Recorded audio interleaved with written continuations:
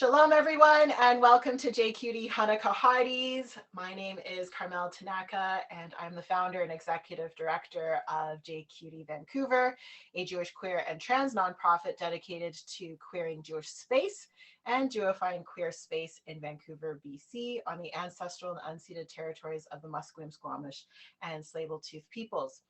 If you do not know the land on which you live, work, and play, check out native-land.ca.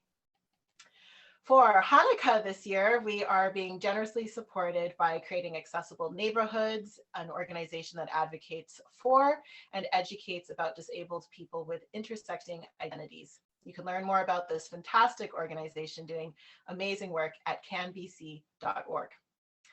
For each candle of the holiday, we have a Hanukkah Hadi joining us to light their Chanukia, or perhaps share another tradition and chit chat about the wonderful things they do in life for the duration of the candles burning. For our 8th and final candle of Hanukkah Hadis, we are joined by Ari Fremder. Ari, they, them, is a Jewish, non-binary, Latinx, autistic immigrant from Zimbabwe. At the age of 19, after graduating high school, they moved to the UK, first to do a foundation degree in art and design, and then a Bachelor of Fine Arts in illustration with animation. Getting a job as a fine artist seemed unrealistic, so they then moved to Vancouver to learn 3D animation. They currently work as a lighting and composites. I don't even know how to say this word, so I'm going to have to get you to share that with me soon. In both 3D and 2D animation, and have been advocating for making the animation industry a safer place for people of marginalized backgrounds like themselves. Having grown up in Africa, Ari has always had a passion for culture, art, nature, and social justice. Tuning in from the same city that I am tuning in from, Vancouver, BC, let's welcome JQD Dream Team member Ari Fremder. Hello. Hi.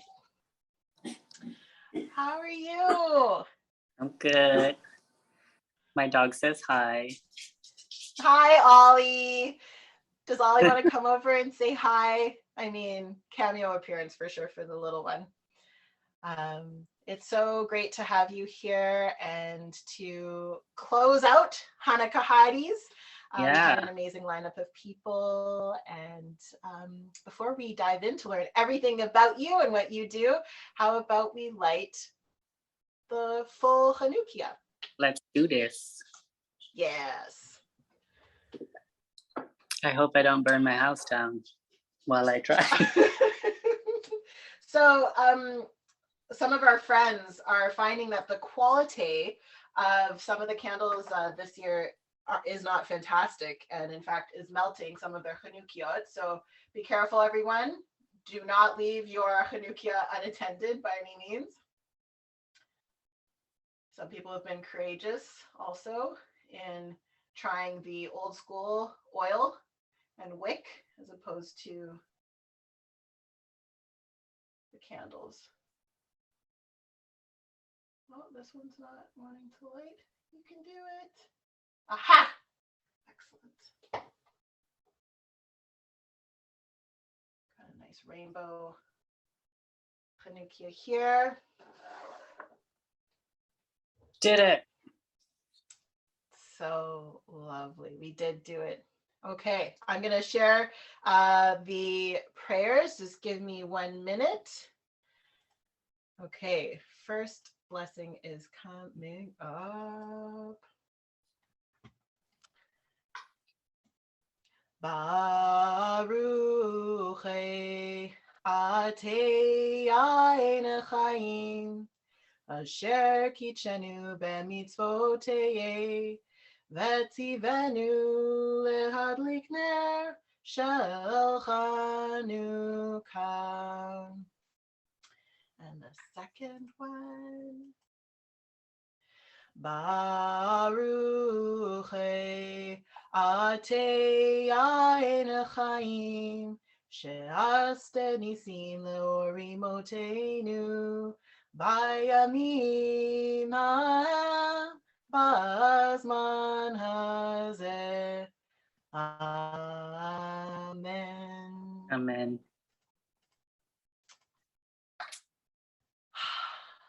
candles are lit. Candles It's are officially lit. the last night of Hanukkah. I can't Feels believe very it. weird to be on the other side, and rather than moderating. Yes.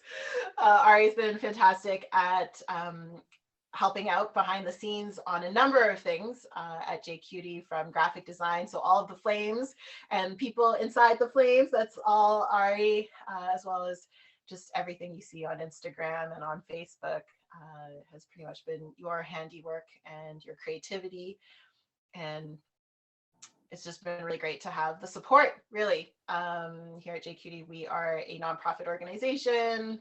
We rely solely on donations and grants when successful, as well as volunteers, of which you are one. So how about you tell us a little bit of how you got started at JCutie? At JCutie. So long story, but I'll try and make it short. So I first heard about JCutie at the beginning of the pandemic, feels like 10 years ago. But I was on this, I think it was Bumble. I was on a Bumble date with this Indigenous trans woman. And she was asking me about my experience in Canada and community and stuff. And I had mentioned that I feel very isolated as a Jewish person, that I haven't had Jewish community since I was a kid. And she told me about this group called JCutie. So it's like, oh, that sounds cool. So I looked it up on Facebook and I started following. But I'm also very introverted and shy, so I didn't like really pursue it or check out any of the events. And then fast forward about a year later, I had been trying really hard to make changes in my workplace. I co-founded the D&I community with an amazing colleague, and I was just at my wit's end, not feeling valued, and I was doing so much work and it was being ignored by corporate. And the war broke out in Israel, and I was just overwhelmed and frustrated that I had all this energy that I needed to put into something meaningful, but it wasn't working in the D&I community. And then I came across the Seniors Initiative online event thingy-majiggy that you did. So I thought I'll watch it, and I thought it was awesome. And you mentioned in the thing that if viewers had any stories they wanted to share, whatever, could email you. So I immediately JCutie. I found the email and I emailed you, and you responded mega quick. And then that sounds like me. That's about right. And then we had that first Zoom meeting, and you invited me to just check out the Dream Team, and I've never left. So that is very accurate. And I wanted to give you a little insider info of what it was like to receive that email. So I receive inquiries every once in a while for people who want to share stories or get involved at JCutie, but I have no references to who some of these people are if I don't recognize your name. And I remember receiving this email, and I full on went into creep mode and tried to find out everything online about you.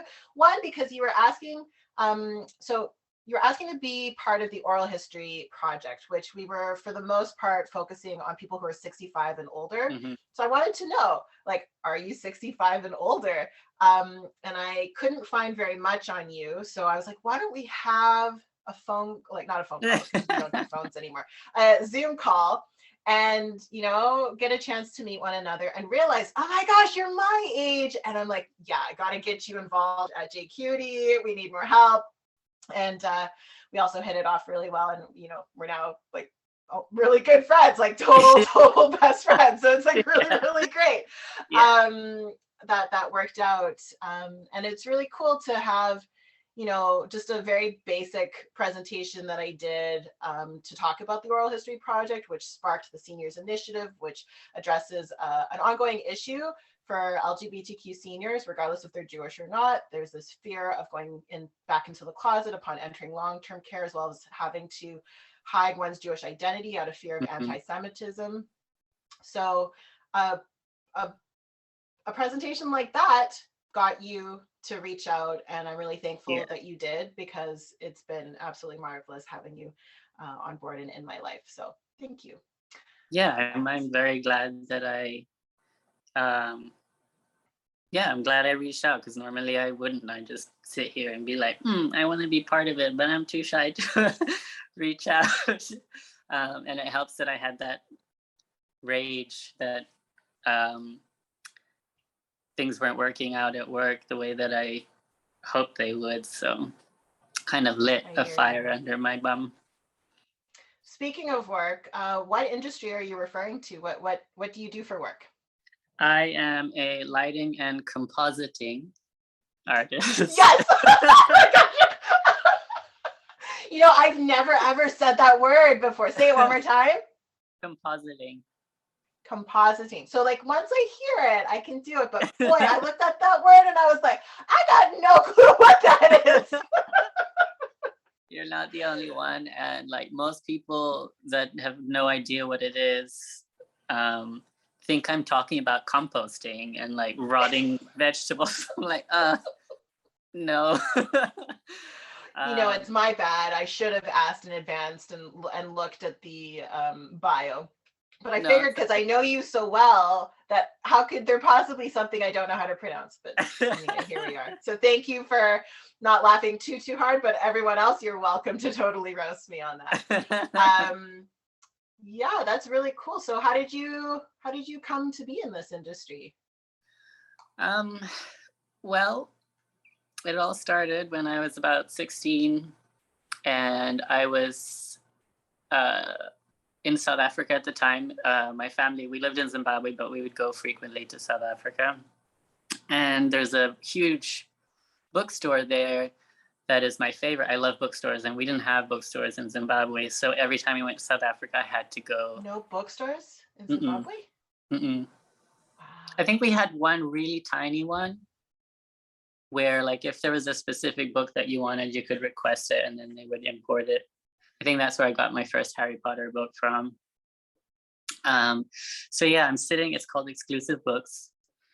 Sitting in the coffee area with my dad, and he's like, so what do you want to do with your life? And I've always loved languages. Like, I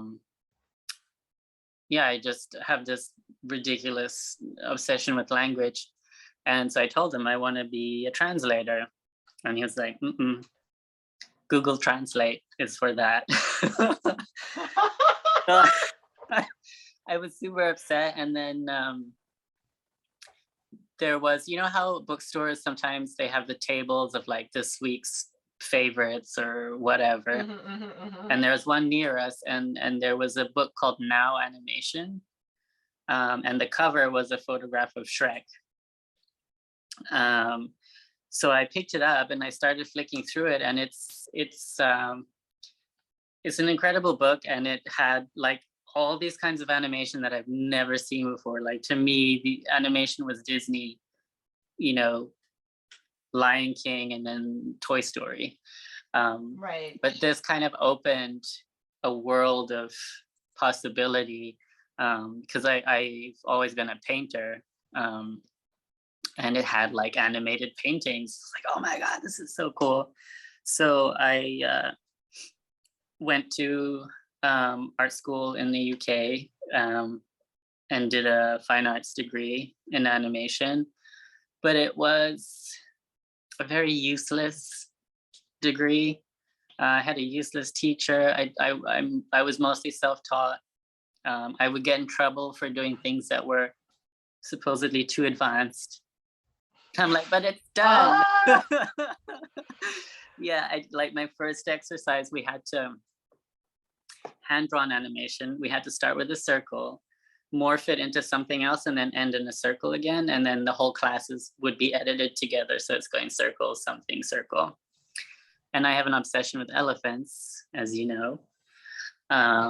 So my circle turned into an elephant that walked across, drank some water, and then sprayed the water, and then walked into the sunset and turned into the sun. And I submitted it, and my teacher was like, it has too many legs. That's too difficult. I'm like, it's finished. What a way to stifle creativity. Yeah. And it's because you're probably better than your professor. Oh, I mean, I don't want to say that, but well, I'm gonna say I just wasn't like willing to do what she wanted. Like I Googled her work, and it was just like squiggly colored lines, just like dancing on the screen. And that's what she wanted me to do. And I was like, that's not what I came here to do. And because I'm stubborn and always do whatever I want, I did what I wanted anyway. But like you said in my intro, I couldn't really get work as a fine art animator. So I started looking into 3D, even though I swore I would never do it because it's too mainstream or whatever hippie shit I thought at the time. And my mom had a childhood friend whose son went to Vancouver Film School. And she was like, oh, why don't you go there? So I looked it up, and I also applied to Art Institute in San Francisco, and I got into both. But Vancouver was only a year long, the program, and I had already done 4 years of university. So I was like, I don't want to do another 3 at the Art Institute. Had you ever been to Vancouver before? No, actually, yes. You legit moved cold turkey? I came when I was like 10. We came on a family trip, but I didn't remember anything other than the ferry and the maple syrup and waffles. Yes. Yeah, so I moved here and went to the school, worst year of my life. Do not recommend. And then I worked at the school for 3 years. Do not recommend. But while I was even though I graduated as an animator, while I was working there, I kind of lost interest for several reasons in animation, and lighting has always been an obsession of mine. I've always loved. Your backdrop is fantastic, and mine is just a white wall. Yes, the lighting, in the autistic community, we talk about special interests, and lighting is my special interest, and it's been a constant in my life in terms of symbology, in terms of the art that I've always created.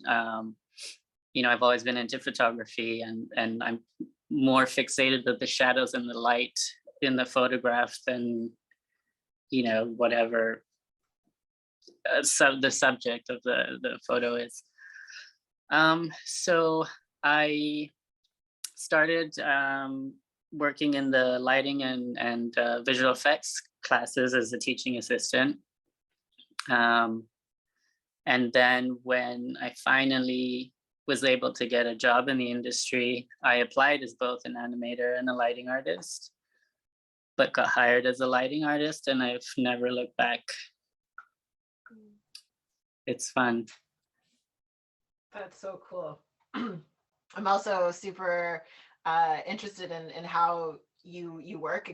Ari sends me your work sometimes in stages, so I see the development of it, but one day I would just love to just watch you do it in real time to see also how long it takes, because I see from this phase to this phase, but I don't know how many hours it's taken in order to get to here, but all I see is like a beautiful finished product. And it's definitely you've got some mad skills, so really appreciate it. And I love to see it, and to see it also in some big name films. Are you allowed to say what you're working on?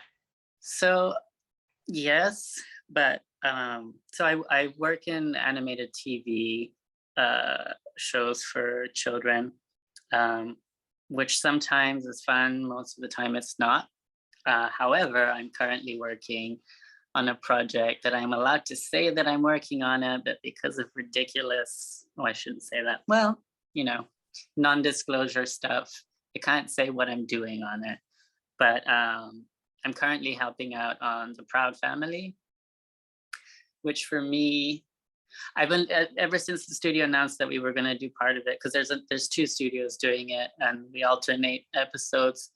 It's like, oh my god, finally POC content, I want to work on it. And I was still working in 3D at the time, and I was like, no, I'll go back to 2D, I just want to work on that. But they kept telling me it was fully crewed, and they just didn't have the budget for me. But right now I'm in between projects, and helping with technical development. And if you know anything about the animation industry, we're always behind deadlines and we always end up needing help. So I've been asked to help compositing shots on Proud Family, and it's just like, it just like makes me so happy. I'm so tired of For people working. who don't know, can you elaborate a little bit more on what Proud Family is? Yeah, well, this is a reboot of an existing animated show. It's about an African American family called the Prouds, and all the shenanigans that they get up to, and their community. I am ashamed to admit I haven't seen the original. I didn't get that kind of content where I grew up. But it's just, it addresses so many different things, and there's characters from different backgrounds, and this new reboot also has more queer representation, which is amazing.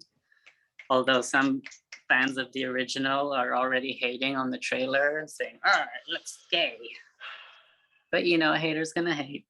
Yeah, watch something else, change the channel. Yeah, but yeah, if you have a chance, look up the trailer for the new reboot. It's really awesome, really exciting, and there's some big names doing cameos, which is super cool. And yeah, it's different. It's not a lot of the work that I end up doing is you're essentially making 11-minute or 20-minute episodes that are just like one giant toy commercial. So I've worked on Ninjago, and like things were designed in the show to match the toys that are eventually going to come out. And like you're very restricted to the toy design. And the same thing, I worked on Mega Man and a bunch of other things, and I'm just like, I need something with meaning. So Proud Family is awesome. And speaking of things that have meaning, I have the stickers that you made for us. I don't know if people can see this so well, so I'm going to bring it up. So do you want to describe what these are, Ari? Yeah. A few years ago, for fun, I saw a meme of a Hanukkah meme of Han Solo, and it was Hanukkah Solo. And then I had to draw and design The Last Jedi. So I made my own Jedi with a lightsaber that's the Chanukia, and like made a whole story. Cool. I have the Chanukia lightsaber. Yeah. We had these at Pride in August. We also had these at the Hanukkah market at the J, and people absolutely love this. Once they realize what it is and they realize it's the return of the Jedi, yeah, they go crazy for it. It's really awesome. And may I also do some show and tell? I have 2 pieces of your work. I don't know if you know this. Yeah, is that okay? Yeah. So this, I just want to ask your permission because I don't know if you want like the whole world to see. Anyway, so we have this one, which has a reflection of the computer in it, but it's super cool. Yeah. You want to tell us a little bit about this one? Yeah, so one of my personal art in the last 6 or 7 years has become kind of a source of therapy for me, and it's also been a way to communicate what's going on in my mind when I don't have words. So that other one, I'm like a proud parent. I'm like, look at Ari's work. So the other so one, old school, I love it. I mean, it's very Jewish of you, and that's what we're here for, to Jewify stuff. So yeah. So the one with the outlines, I titled it English as a Second Language because as someone who's autistic, it really feels a lot of the time like, you know, it sounds like you're both speaking English or whatever language you're speaking in, but there's so much misunderstanding because of how we process information differently, or you know, I'm not very good at like beating around the bush or coddling, or I'm very direct, and people would, you know, think I'm being offensive, but I'm really not. So it was kind of, you know, like people are silencing each other almost, and I always put transness into my art, so that's the choice of colors. Yeah, so that's that one. The other one, I actually did that one for work. When, let's see, I think it was, yeah, when shortly after we founded the D&I committee, it was Pride, and it was our first virtual Pride thing because of the Rona. And we did a call out for queer art because like we have 800 artists working in the studio who are incredibly talented. And the brief was what being queer feels like to you, or yeah. And to me, it's liberating, like embracing my queerness, my transness, and being openly trans, and advocating for the trans community. It's been like the most liberating thing ever.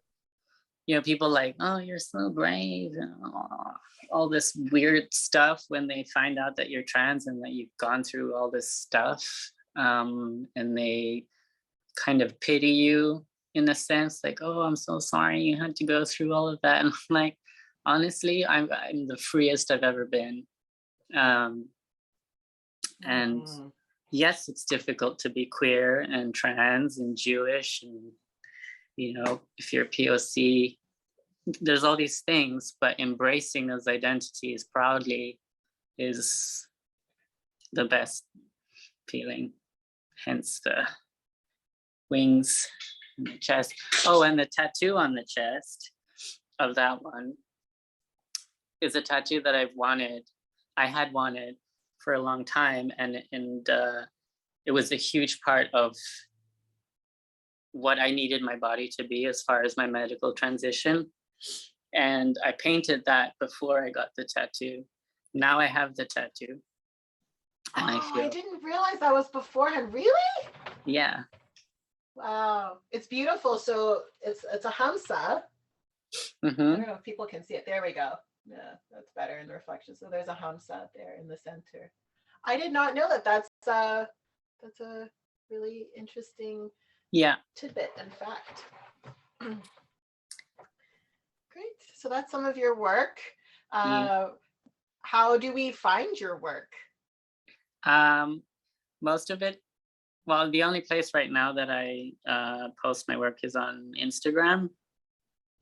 Somebody, won't say who, has been harassing me to have a website. I have no idea who that might be. But yeah, what's your social media handle? My art account is at the non-binary stranger. Link is I in post the most. chat, everybody. Yeah.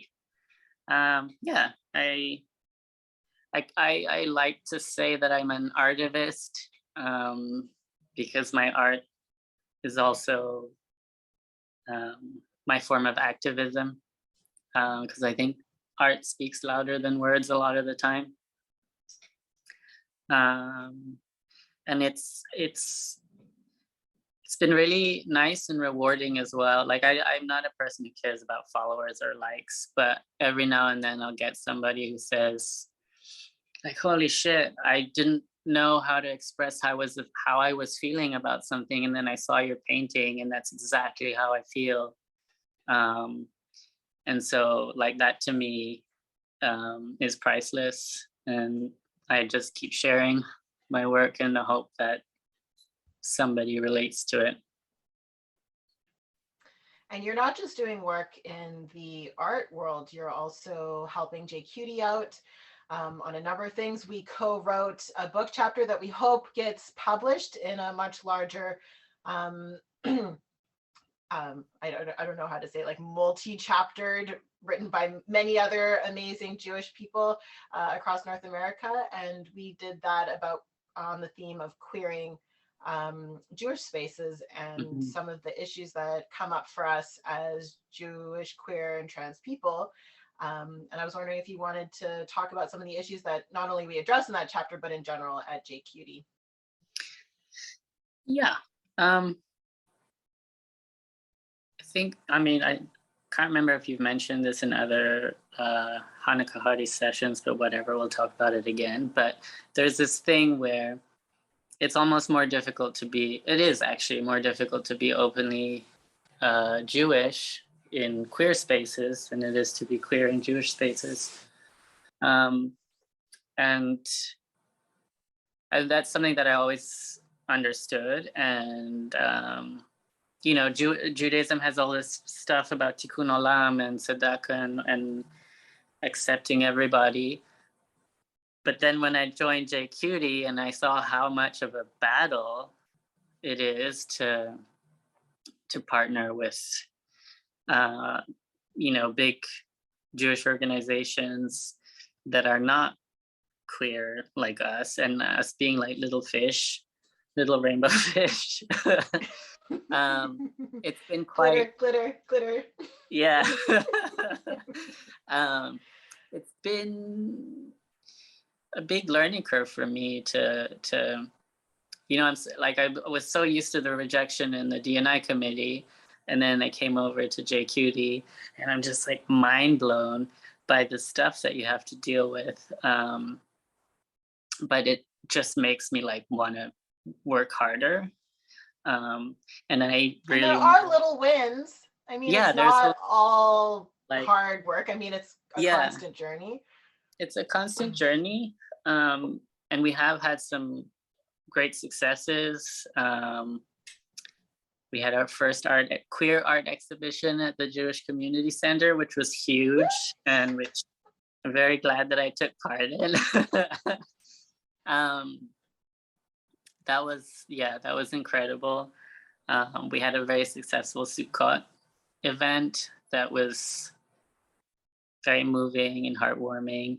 And yeah, like I think one of my favorite things to do actually on JCutie is to proofread emails and like make some edits to like diplomatically put these people in their place and like earn the respect that JCutie deserves. I think it's people don't take us seriously because a lot of people tend to think we're just here to ruffle feathers and that we're just a bunch of queer hippies who whatever. And so being able to be part of kind of the communication between us and these organizations, it's good, it's fun. especially when we get people to kind of change their behaviors and stuff. And then you get all these fancy fruit edible bouquets. And I'm like, yes. Yes. I actually don't know where this rumor got started that we're a bunch of people at JQT who want to simply rock the boat to rock the boat. And that's so far from the truth. We're trying to build bridges, trying to share our lived experiences, and we want to be a part of the Jewish community. And we also want to be a part of the queer community.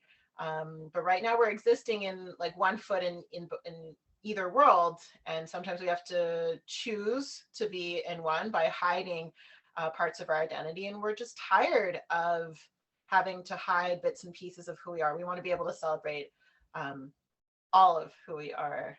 So. Yeah. And for me in particular, like my Jewish identity and my queer identity and my more specifically trans identity have been very intertwined. Even though for years I wouldn't tell people that I was Jewish unless it was necessary, and or people were in my inner circle, and like I had a friend who, when she'd introduce me, she's like, "This is Ari. They're trans and Colombian and Brazilian and from Africa, and they're Jewish." And I'm like, just leave the Jewish part out. Keep that on the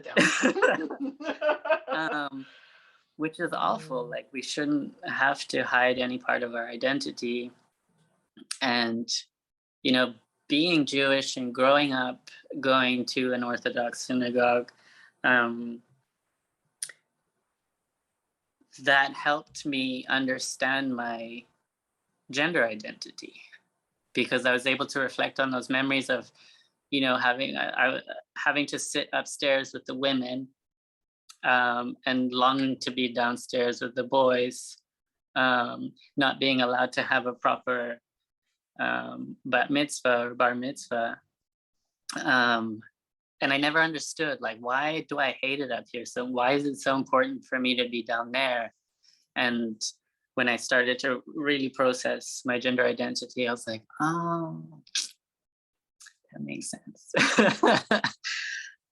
So yeah, it's sad to have to pick one or the other when they should exist together. I couldn't say it any better than that. It's so true. We shouldn't have to pick. And it's not just an issue that we're facing in the queer Jewish world. I think any queer person who has added layering of identities are also dealing with this in their respective communities. And I just want there to be safer spaces for everyone to celebrate all of who they are.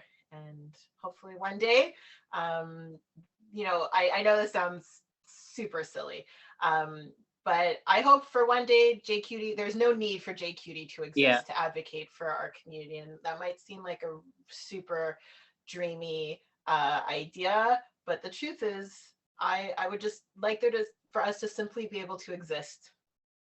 Yeah. I'm not sure that's going to happen in my lifetime, but until then, I really hope JQT is here to stay, or at least some sort of presence that's organized for the Jewish, queer, and trans community. And one of the coolest things that I was a part of, and you were a part of towards the end as well, is the Oral History Project, and seeing a timeline of Jewish, queer, and trans activity in BC across the decades, and just seeing like how it started in the 1920s. That's as far back as we were able to collect information. I'm sure for sure there's more history before that, but that's where we were able to concretely start and go through the decades until today. And you really see a trajectory that increases in frequency of activity, especially with the arrival of making gay marriage legal and whatnot. And it's just really nice to see all of this effort in the Jewish community and in the queer community just reach this point, and it's JQT. Like, Yeah. this is the point. And now it's just completely exploded. Mm-hmm. And I'm really happy to be a part of it. I'm happy you're a part of it. I think many of us feel alone and isolated and siloed from one another and don't know that there's, or there's pockets of community, but they just don't know one another. Yeah. And I'm not that, you know, this is my grand master plan is to like everyone to get connected, but yeah, I want there to be people who might not be receiving the newsletter of like a Jewish, you know, institution or a synagogue's newsletter because they don't practice or they don't go to shul, for instance, or synagogue, but like might get connected to JQT because this is more their jam and more of their experience and our, you know, yeah, you get my point. I get your point. Yeah. Yeah. The nice thing about JQT, when it comes to religious beliefs, like where you fall on the spectrum, like I don't consider myself religious. I consider myself spiritual. And one thing I've really enjoyed about being part of JQT, and then through you and JQT, the emo Jews, you better be watching, you know, I've started to incorporate Jewish traditions into my life that usually are considered religious, like lighting the Shabbat candles. But to me, it's just like bringing a tradition that's been in our culture for thousands of years and making it my own. And like, you know, to me, it's a moment at the end of the week that I can light these candles and be grateful for life and everything, and you know, do that in a way that is how my ancestors used to do it.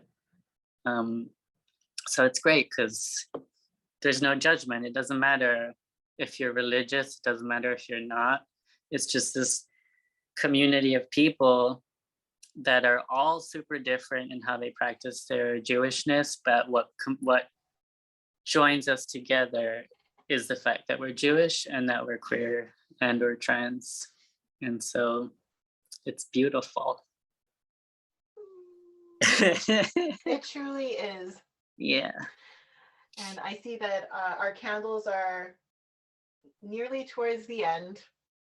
Except for my shamash likes to your burn. shamash is hanging on. Yeah. It's like, not ready, still want to talk some more. Not ready. Look, mine are like these two are almost out.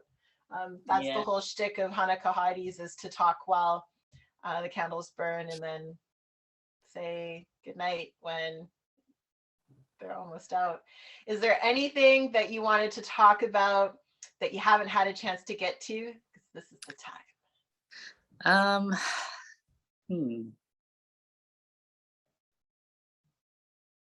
Well, one thing that I was going to say when you were talking about the oral history project is one thing that I think is so fantastic about it. And also it's like a double-edged thing that it's sad that we didn't know any of this stuff until you decided to go looking for it. And it's wonderful that you did go looking for it because you know, one of the most frustrating things about how the world views Jews and talks about Jewish history and stuff is in like the most bizarre, incorrect way. And like people are trying to rewrite our history. And you know, it's the same, it's a similar experience with queer and especially trans history, where colonization kind of wiped it all out. And like people say there's no such thing as a trans person, but then you start to dig into indigenous cultures and we've always existed, including in our own Jewish culture. You know, Judaism acknowledges 6 genders, or is it 5? I don't remember. But I thought it's 7, and I called it pronouns the other day, and I felt really silly. I wasn't able to remember the word genders. I think this was yesterday during Saul's interview. And I'm like, damn it, I wasn't supposed to say pronouns. But anyway, so I'm correcting myself now. Yeah, you know, like one of the struggles that we have as JQT, aside from trying to partner with Jewish organizations, is we are struggling to partner with queer non-Jewish organizations, and the reason is because they have this false narrative of Jews and the Jewish community and politics and everything. And even of queer history here in Canada, like somebody will, oh, I'm the first whatever, and no, you're not. There was this Jewish person years ago that founded, you know, like, didn't you say that one of the founders of Pride Society or something was a The Jewish first person? chair of Vancouver Pride Society, yeah, Was a Jewish person. was a Jewish person. Also, AIDS Vancouver founding chair. Yeah, so there's been a lot of presence of Jewish people who are queer. Back then, they would have identified as gay or lesbian in the 60s and 70s. Were definitely prominent in the community, but weren't necessarily out as being Jewish. Yeah. Per se. Or it just was irrelevant at the time because now it's taboo to say you're Jewish. Yeah. And maybe then it was considered, you know, not as potentially controversial. Yeah. Yeah, so definitely take a look at the timeline. We can drop the link to the Oral History Project in the chat. If you want to, it's at our website as well. Mm-hmm. Stop rewriting our history. Right. Let us tell you our history and listen. Mm-hmm. Yeah. It was an honor to interview you, Ari. It's an honor to have you on the Dream Team, and we look forward to be here. Yeah, it's going to be an incredible year, 2022. And I know that your folks in South Africa will be tuning in when they wake up. So a shout out to everyone there. I know you're planning to come to Vancouver to visit. And unfortunately, with the new variant, the panini continues, but we're hoping that we will get to see you very soon. So many thanks to Ari Fremder for joining JQT as our 8th and final Hanukkah Hadi. Be sure to follow their work on all the socials. You can also follow JQT. Thank you to our sponsor organization, Creating Accessible Neighborhoods. And thank you for tuning in to JQT Hanukkah Hadis. That is officially a wrap. We had a fantastic lineup with Karen Newmoon, Jersey Noah, Adam McKinney as Lashana Tova, Aviva Chernick, the Empress Mizrahi, the Klesbians, Saul Friedman Lawson, Tikva Wolf, concluding with Ari Fremder and yours truly as your host. JQT Vancouver is a nonprofit organization, and as I said earlier, we run solely on donations and grants and volunteers such as myself. If you enjoyed this series and are in a position to give, please consider supporting us with a donation. Link is in the chat. Happy Hanukkah and Chag Chanukah Sameach. Chag Sameach.